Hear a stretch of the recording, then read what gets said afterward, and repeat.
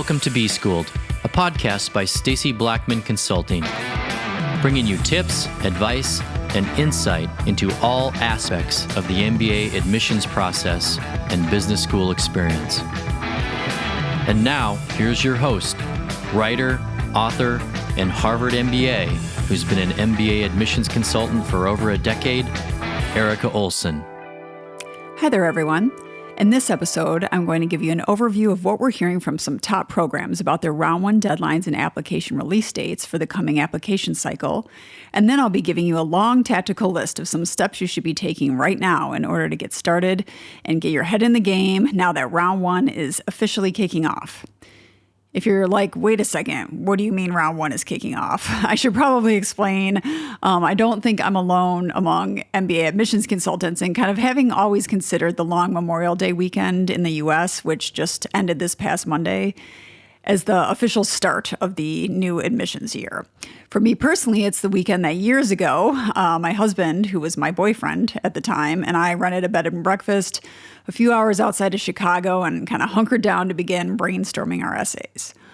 Now, to be clear, schools haven't released their applications yet, so I don't want you to think you've missed something major. However, some of the top MBA programs have started announcing their deadlines for the 2020 and 2021 application season. For those of you wondering if round one deadlines for the coming cycle might be delayed due to COVID, we're starting to get an answer, and that answer is no.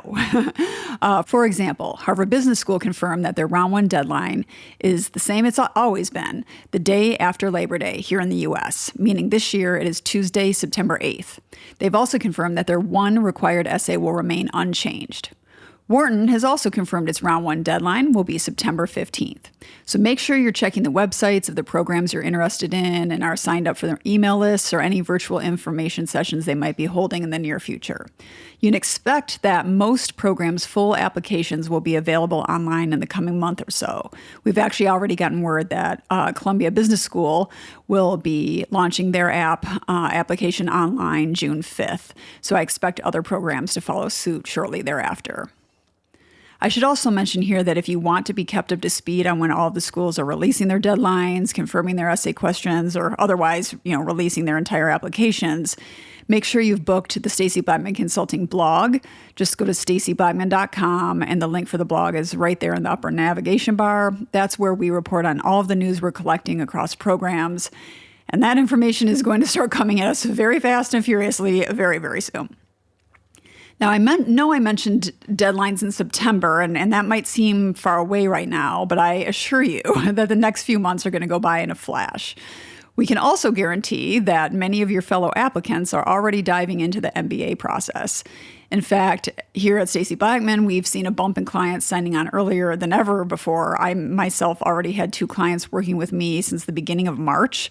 And I've never started that early with applicants since I began in admissions consulting with Stacy Blackman in 2008. So obviously we think that the COVID-19 pandemic is driving an increase in people considering business school, or at the very least, it might be driving people who already wanted to apply to business school to kind of get going on things earlier than they would have normally, since now they have a bunch of extra time on their hands once everybody started working from home and, travel plans and other plans have all been canceled. Some people also might be anticipating an extended dip in the economy or the possibility of losing their jobs or not being able to find work. So starting business school in the fall of 2021 and maybe riding out an economic recession or depression while they're on campus for a few years could end up being a smart move for some people. Or, of course, there could be other reasons for the bump that we're just not seeing yet or just aren't apparent yet. With everything that's been going on in the world and with all of these deadlines still months away, how can you go about getting your head in the game and thinking about all of this when just the thought of pulling together application materials might not seem exactly urgent yet? And U.S. applicants who just ended a long holiday weekend might feel especially unmotivated. Thankfully, I am here to light a fire under you. Because remember those clients I told you about who signed on mega early this year? They might be some of your competition. And you can bet that thousands of other MBA hopefuls have been using quarantine time to perfect their resumes and start doing some of the deep introspection that's required for this process in order to set yourself apart from other impressive and overachieving applicants. So I'm not trying to freak anybody out, but I also don't want anyone listening to this to think that an MBA application is something that you can cram for at the last minute, like maybe you might have been able to do for a college exam or a work presentation. Finding the right recommenders, remembering all of your achievements across time, and most importantly, picking the right stories and positioning for your essays, it just can't be rushed. So here are a few things to get going on. First and foremost, it's never too early to start a list of potential recommenders. You'll want to consider every manager and coworker that you know extremely well who can speak to both your professional achievements and your personal qualities. But know that most schools want to hear from at least one current or previous manager, somebody who's actually overseen not only your work, but also the work of multiple people at your level before, because then they'll have others to compare your achievements against and your future potential against. That's actually one of the main common questions across most business schools applications is, how does this applicant compare to others in their position? While I usually don't have my clients actually reach out to any potential recommenders until about July, starting to brainstorm a list of all possible recommenders that you could contact is a good thing to get going on now. Especially if you worked at more than one place, it might take a little bit longer to remember everybody that could be on your short list. Most schools also expect you to have done extensive research on their programs in order to know if you're a good fit. So that's a great thing to get going on now as well. You can just read all your target schools' websites in detail, jot down notes about courses, professors, other unique parts of the curriculum that interest you. Search your network for any alumni you know, or maybe friends of friends who went to those target schools that you might be able to reach out to. Those are people that you might be able to say you had a conversation with them about some specific aspect of the program when you go to write your essays. You should also be putting reminders on your calendar to start checking each school's websites as the weeks progress to see if they'll be holding any virtual information sessions or online panels or Q&As about the admissions process. Your resume is another easy thing that's worth tackling now. We'll be covering how to, as we call it, MBA your resume in detail in a future episode, but for now, you can start ensuring that all of your accomplishments, both in college and your career, are covered. Try and get down everything in one document and don't worry about it being more than one page. Your resume should complement your other materials. So when you have everything on one page, it kind of lets you get the full gist of what you need to communicate. And you might be able to cut some of that content and use it for the data form, which is what we call the application itself.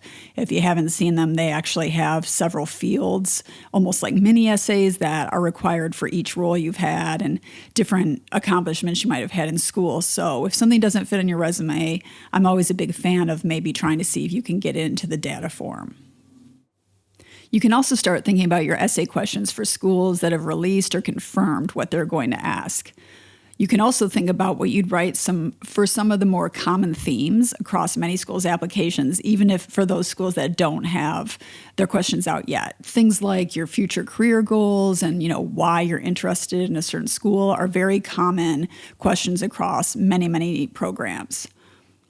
Except for MIT Sloan, which is the one program I can think of off the top of my head that's never actually asked nor wanted to hear about applicants' future goals, you're going to need to cover what you envision for your career, both immediately after graduating from business school and in the long term, at some point, be it an essay or in the data form, meaning the application itself, across almost all programs. So that's something good to get going on now as well. And, even if you intend to wait a few more weeks before actually putting pen to paper or typing, as it were, that's okay. Before the applications are actually released, I never have my clients go too far on anything outside their resume and just jotting down memories and stories that come to them. Thinking about what differentiates you and letting ideas brew in the back of your head over the coming days and weeks can only help you come up with more possibilities for compelling themes.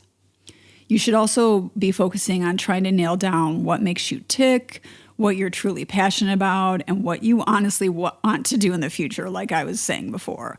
And then consider the whys, because a lot of times the whys are more important than the whats. And what I mean by that